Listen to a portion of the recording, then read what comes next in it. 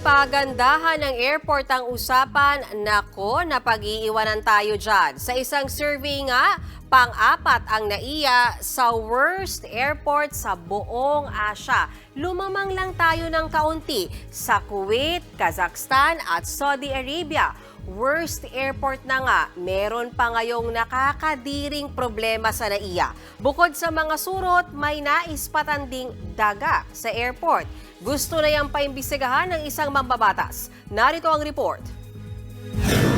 Magbigay ng mga bagay na makikita sa NAIA, eroplano, flight crew, mga pasahero, at teka, daga, hindi kayo namamalikmata. Daga nga yan, malapit sa kisame ng departure area ng NAIA Terminal 3. Nakuhanan yan ng isa sa mga pasahero. 3 minutong na videohan ang daga hanggang sa sumuot ito sa butas at naglahong parang bula.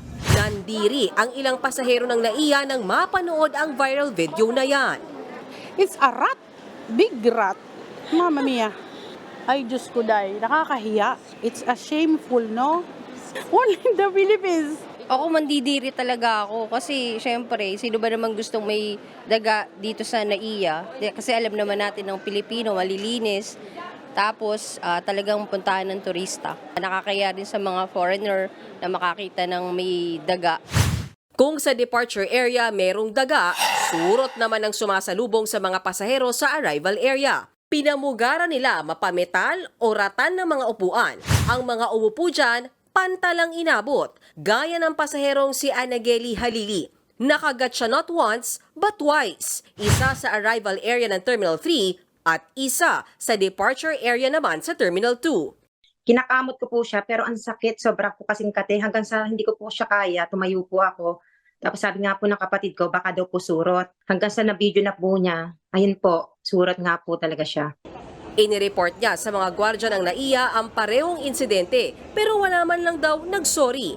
Nakaka-disappoint, ma'am. Nakakalungkot nga po, ma'am, kasi ang dami na rin po pala nagko-complain kasi parang nawawala unti-unti yung cleanliness ng NAIA. Dahil dyan, agad naglinis sa mga tauhan ng NAIA. Aalisin na raw ang mga upuang gawa sa ratan. Nagsorry naman ang Manila International Airport Authority sa mga pasaherong nakagat ng surot. Ayon sa kanilang pest control service provider, posibleng imported o galing pa sa ibang bansa ang surot. The insects were bigger as compared to the domestic surot.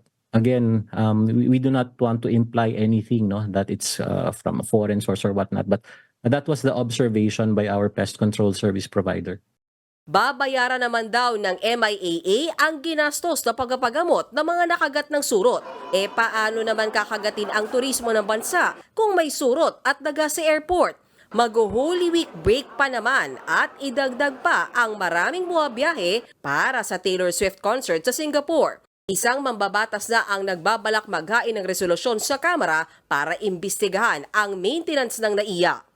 Ang ating mga paliparan ay hindi lamang gateway po sa ating tourism industry, kundi pati na po sa ating labor migration. Bigyan naman po natin ang karampatang atensyon ang lahat ng ito.